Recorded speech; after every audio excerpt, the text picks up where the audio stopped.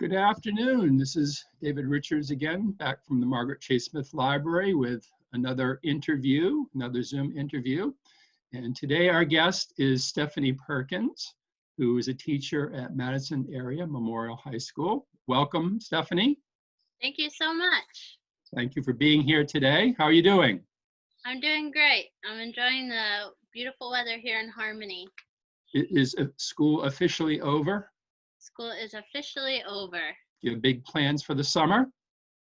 Well, normally I'd be traveling to Tanzania, but considering the pandemic and everything going on, that's not going to happen this year. So I'm actually going to be in Maine for probably my first summer in a while. So I'm looking forward to enjoying some adventures here in Maine. So you got a big Maine staycation plan for this summer? Yes. All right. Yes. Well, hopefully we'll have some time at the end to talk more about that. But first, I want to talk about some connections that you've had to the library. So I'm going to share screen here and sharing a photo of a group of students that you brought to the library. And this is from your role at the high school of being a Jobs for Maine graduates teacher. Can you talk about what you do at the high school? Absolutely. So I am a specialist for JMG at Madison High School. I work with all of our sophomore students and then juniors and seniors who choose to stay in the program. We work to prepare students for the workforce in Maine, teaching them the different skills they need to be successful. But we also focus on community service, leadership development, social and civic awareness, as well as the career development piece. So that picture there is actually students. I think that was my second year. This will be my 6th year I'm going into teaching at Madison. Mm-hmm. From one of the community service projects that they did. One of our biggest projects is called Santa's Helpers. Mm-hmm.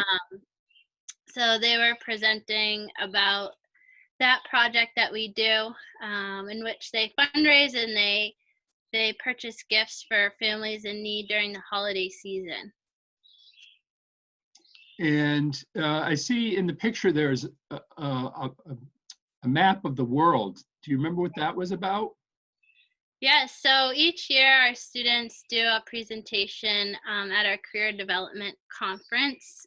So their theme was about paying it forward. So they talked about, we do a whole unit actually on paying it forward and talking about how acts of kindness can change the world. So that was kind of their backdrop, and how they introduced why they do the Santa's Helpers projects as one of those ways to change the world. Mm-hmm. And you just reminded me, the Career Development Conference, that is one of the casualties of this year's pandemic. Yes. Can you tell people a little bit more about what that event is? Sure. So that is actually a statewide event. So JMG has actually been in the state of Maine since 1993 and has served 60,000 students. And we have 10,000 students currently in JMG across 143 different programs. So this is kind of that culminating event for students that they really look forward to. They go and compete.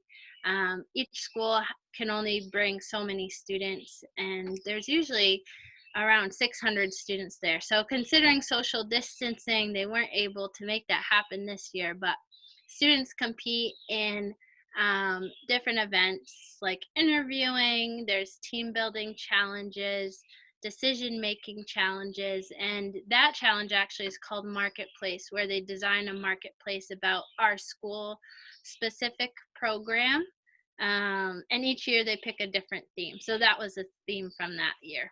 Mm-hmm. And I know I've been able to be a judge, I think, on 2 occasions. One was for interviewing, and the first one I did was a team building one, where it was a pair of students, and one student had to describe to another student how to build something out of Legos. Yes. That was fascinating to see that. it's about communication. Exactly. Yes. How Those are the hard it flexibility is to communicate. Yeah. Yeah, I saw a lot of frustration that day. Yeah. So how long have you been with the JMG program? I've just finished my 5th year and I'll be going into my 6th year. And what was the attraction of JMG for you? So I actually honestly never expected to be a teacher. Both my parents are teachers, and my siblings are teachers, so I always thought I'd do something different. But I served in the United States Peace Corps and ended up teaching there. And that's where I really fell in love with education. I felt like it's a really sustainable way and it's a great platform it allows you to reach um, students and really make a change. So when I came back to the States, I decided to continue in education, and I really like the JMG program because it really does focus on community service, giving back to the community, while also teaching those real life skills that students need. And those are things I taught in Tanzania in the Peace Corps, and I was happy to continue teaching them here in Maine as well. Mm-hmm. So let's make that transition. Talk to us about the Peace Corps. Yes, so I actually traveled to Tanzania and served in the Peace Corps as an environmental volunteer from 2011 to 2013 after I graduated from Wheaton College in Massachusetts. I studied biology there and really focused on wildlife ecology. So because of that, they actually placed me outside of a national park in Tanzania called Ruaha. Mm-hmm. And a lot of people hear about the Serengeti, but Ruaha is actually the largest national park in Tanzania. It's just very rural. So I was actually the most rurally placed volunteer in all of Tanzania. But it came with a great trade-off. It was beautiful there. And I arrived there ready to do my environmental work, and they said, "Oh, you're American, you speak English, you'll be our English teacher." Mm-hmm. I quickly found out that just because you speak English does not mean you know how to teach it. But I was their primary school English teacher. I eventually figured it out and I loved it. And I really found that education was something sustainable. I wanted to do something, you're only there for 2 years, something that would last. And if you can educate someone, you know, that's something you can't take away from them. So my biggest project ended up being actually starting a guide school. I started a community-based cultural tourism program, and I was able to teach local guides, train local guides so that they could lead village tours. Because we were outside of a national park, it does attract a lot of tourists, and it was able to generate income for their village because I was in a very highly impoverished area. About 70% of the population was living below $1.25 per day. So being able to start a project like that enables them to generate income, and it's actually still going today. Mm-hmm. You talk about the park and tourism. Is the basis of the economy in that region agriculture, or is it tourism? So high percentage of people in the area are agriculturalists. There's actually a very low percentage that work in the tourism industry, but it has a lot of income. So our goal was to kind of open more opportunities for people in that area to get involved in tourism through that project. What is the agriculture? So sunflowers, I actually worked with a sunflower co-op group to do some business trainings and get a sunflower press. They make sunflower oil from the seeds. Corn is huge.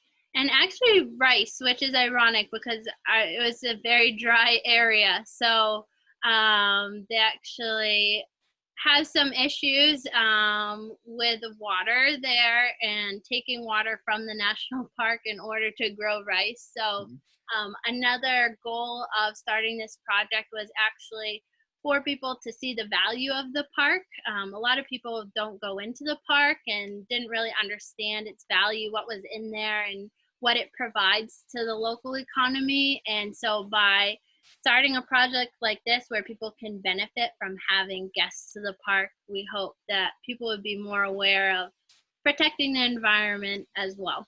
Mm-hmm. Any livestock as part of the agriculture? Yes, so another tribe that I worked with was the Maasai tribe. So they are traditionally nomadic herders. They've now settled into the village system. But their main thing is herding, cattle, goats, some sheep. Yeah. So there is a park there. When tourists come, what do they see in the park? What sort of animals would they see in the park? There's actually the largest population of elephants in East Africa is in Ruaha. So they'll see them in the park. Sometimes they come out of the park actually. So there is this kind of human-animal conflict there because the elephants have these paths that they've walked on for years and years before these villages even existed. And if a farm's in the way, sometimes they'll walk right over it. So lots of elephants, giraffes, zebras, lions, hippos. Yeah. Did you Rhinos. get to see all that while you were there? Yes, I did. Okay. Is there a problem with poaching? There is actually, and there was a big initiative while I was over there to try to reduce poaching, especially of elephants. So, and since it's gone down, I wouldn't say that it's stopped completely, but it is still an issue. So raising awareness about that. Do you know, I mean, COVID-19 has affected your ability to go to Tanzania. Is it having an impact on their tourism industry? Yes, absolutely. So I've been in contact. We partner with a safari camp over there when we started this project. And they have very little to no guests at this time. So we'll get back to your teaching. How many students did you have while you were teaching English there? Oh gosh. So I taught the 6th and 7th grade. And there was probably 40 to 50 students per grade level. But unlike here where they're separated into different classrooms, the entire grade level had one class. So I would walk in and have 50 kids sitting there waiting for me to teach them English. So yeah, I mean, over the span of the 2 years, I probably taught 200 students. And what is the nature of education there? Is it public or private? Where I was teaching at a public school. There are private schools in the more urban areas, but cost is definitely a barrier to most students being able to attend those schools.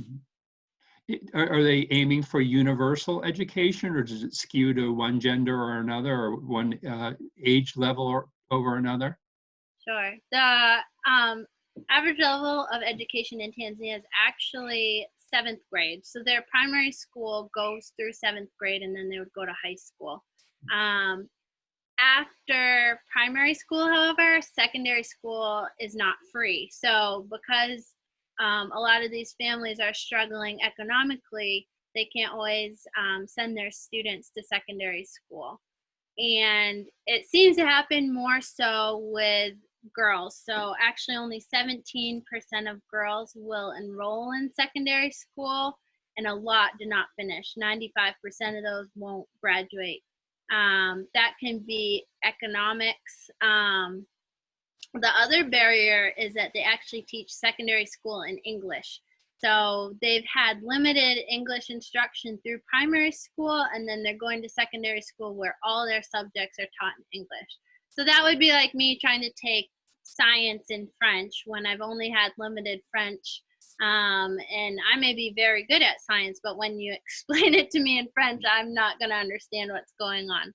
So yeah, and that was kind of a push, which is why I've actually been going back in the summers to go to Tanzania and teach employability skills, to try to kind of break this cycle of poverty, kids dropping out of school, which leads to students not really getting jobs in the future. So they're returning to their villages and continuing to work in agriculture because there aren't many options out there. So teaching employability skills, but also entrepreneurship and how to create your own opportunities.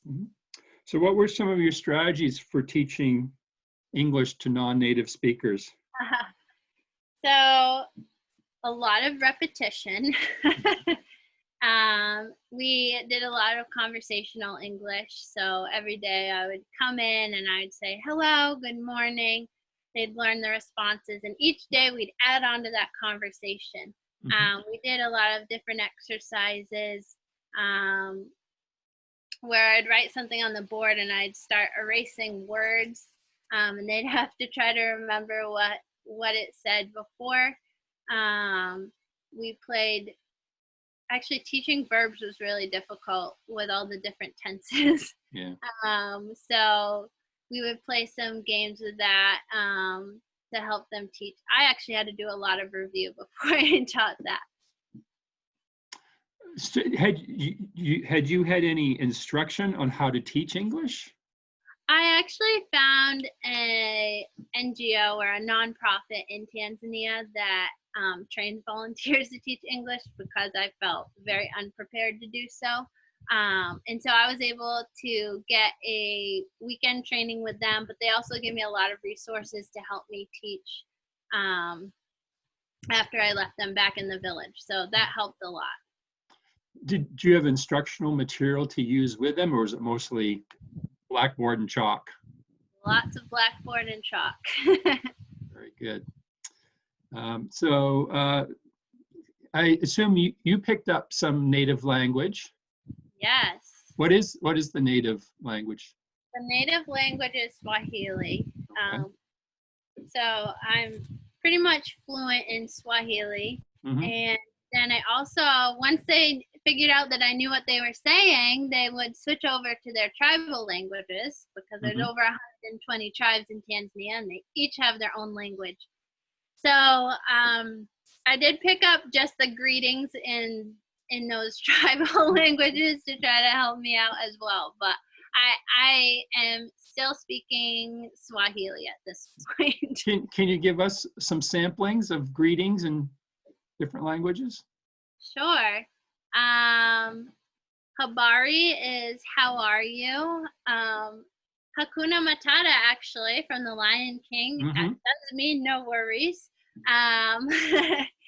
So you'd usually greet people, Habari, Jambo is hi, Inzuri is fine, doing well. Yeah. Are the tribal languages like dialects of Swahili, or are they completely different languages? Okay. Completely different.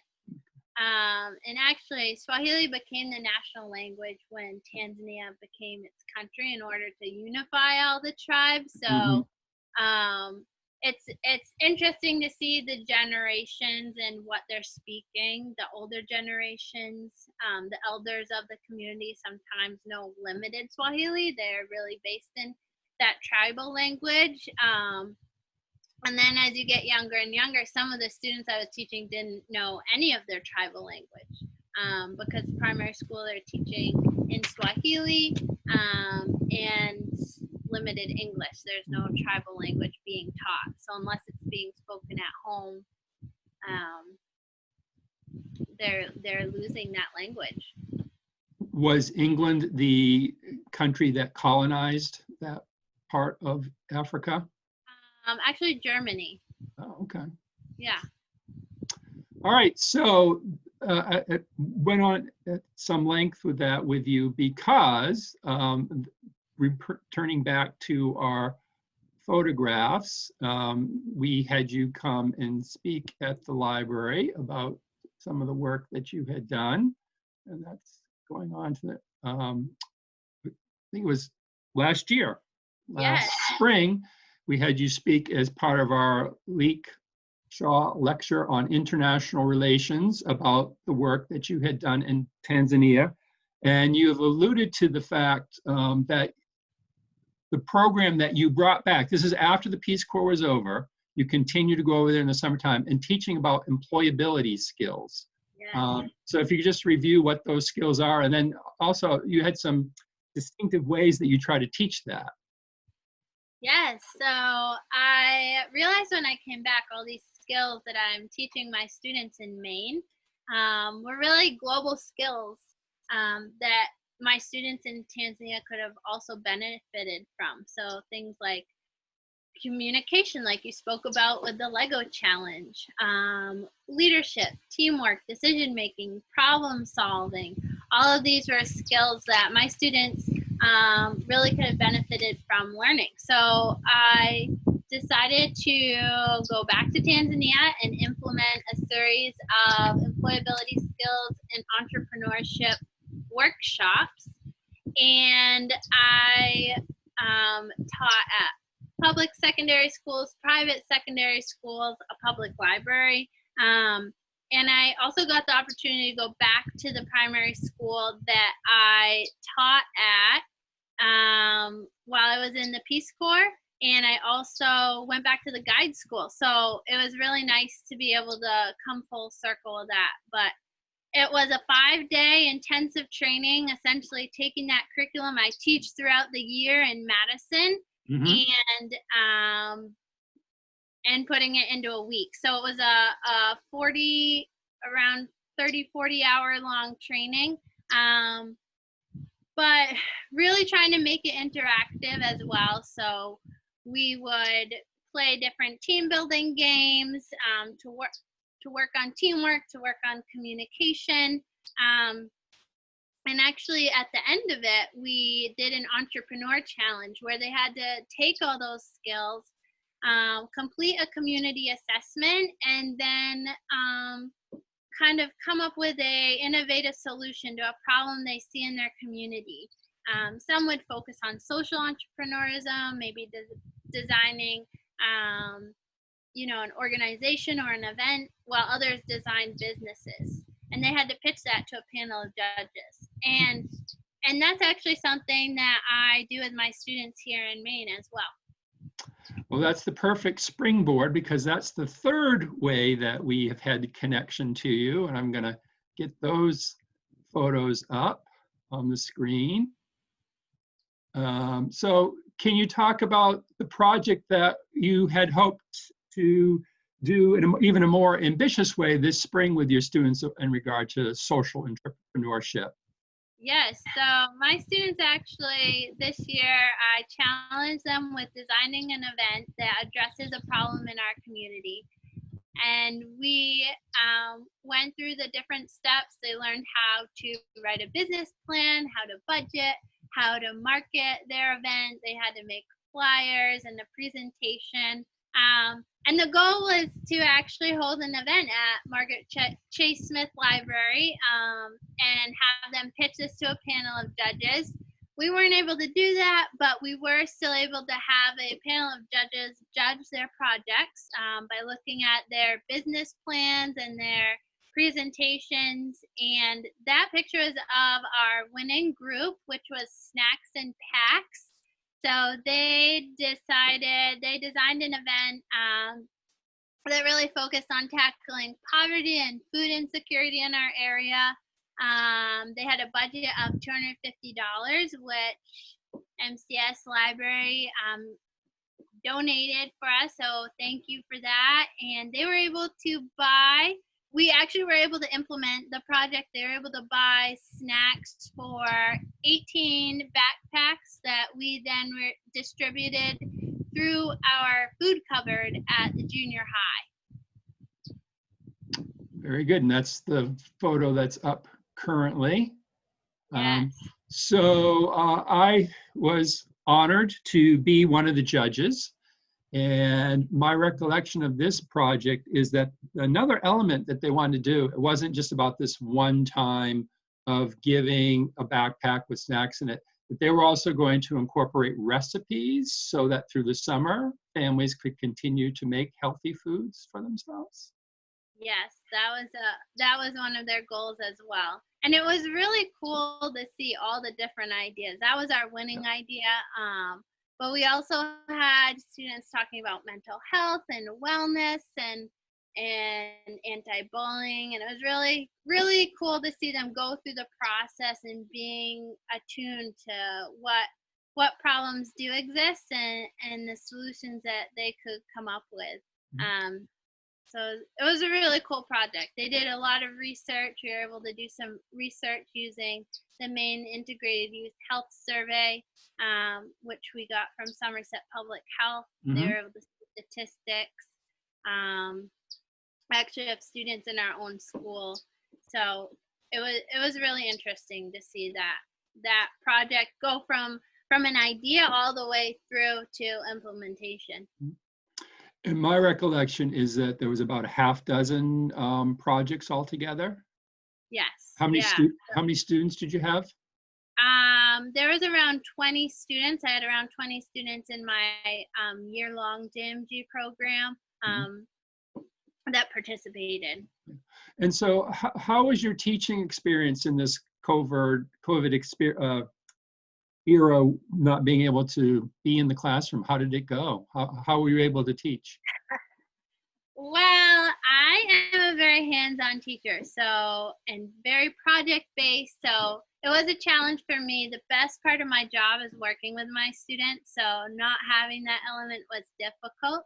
At Madison, we actually stuck to paper packets because not all of our students actually have access to internet. So, and able to make sure that everyone was on the same playing field, essentially, we stuck with paper packets.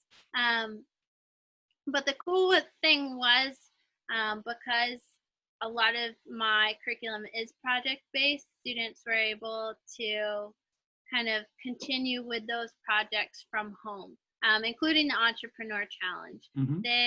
After they finished that, I had them write storybooks, which we were able to give to the elementary students in their packets it was called My Dream Storybook. So talking about reaching goals and the steps to do that. I had students make game boards, kind of similar to the game of life, but a little simpler, thinking about what steps you need to take to reach your goals and putting that into game form. So it was a challenge. I am, again, very hands-on and not always worksheet-based. So I think that a lot of students really miss school. A lot of teachers really miss school. And I'm really looking forward to seeing my kiddos again and working with them. I've seen on Facebook some ways you tried to stay connected with them, particularly your graduates. Yes. Yeah. So we had graduation last week. And I was able to climb on the roof so I could take a selfie with the seniors when they came out. We only had 39 graduating, so they were able to get together. There's less than 50 of them. Okay. But I kept my distance from the rooftop. You did. You were quite far away.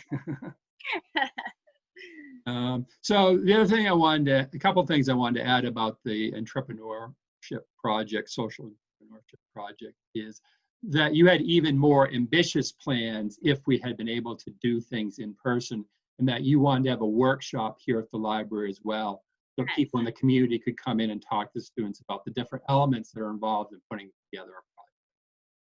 Yeah, my goal is really to connect with some of those entrepreneurs that we have in the community and have them mentor students, talk about the process. I think, hearing it from me is one thing, but being able to hear it from people who are doing it every day and getting that mentor process would have been really valuable. So that's a goal for next year. Hopefully we can make that happen. But yeah, I think given the circumstances, it went really well. Our other goal would have been to actually have all the students in JMG help out with the final project. So it was nice to go through the steps this year, and hopefully next year it will be even bigger and better if, things clear up. So it went well enough that it is something you were going to want to try to do again. Absolutely. Very good. And the last thing I wanted to add is that what gave us the ability to help out is we had a new fund that has been created over the past couple of years called the Merton, Henry, and Harriet Henry Leadership Fund. And for the last 2 annual fund drives, the contributions have gone into that. And so we thought this is a very good, it actually turned out to be our first project, and who better to help train to be leaders in the community than young people. So we're very pleased to help out, and hopefully we can do it more ambitiously in the coming school year. Yes. So there's so much more that I could talk to you about, because you're a very interesting person who already at a young age has led a very interesting life. But I'm trying to keep these to a half hour, and a half hour has already flown by. Oh, wow. That went fast. And I noticed did you have notes there? I did have some notes. I wanted to make sure I didn't forget anything. Sometimes writing things out just makes me remember it, so I didn't have to look at them at all. Or do you think there's any big things that we left out? Any final thoughts or comment you want to make? I don't think so. I think we touched on all of it. All right. Very good. You were a very easy interview. Again, I probably could go another half hour easily with you, so maybe we'll have to have you back again someday. So have a good summer. One of the things I wanted to talk to you about is your summer adventures, because I know you're quite an adventurer. We'll leave that for another time. So thank you very much. All right. Thank you, David. All right. And thank you to our audience. And we're trying to do one of these per week. And so this will be posted soon. Thank you very much.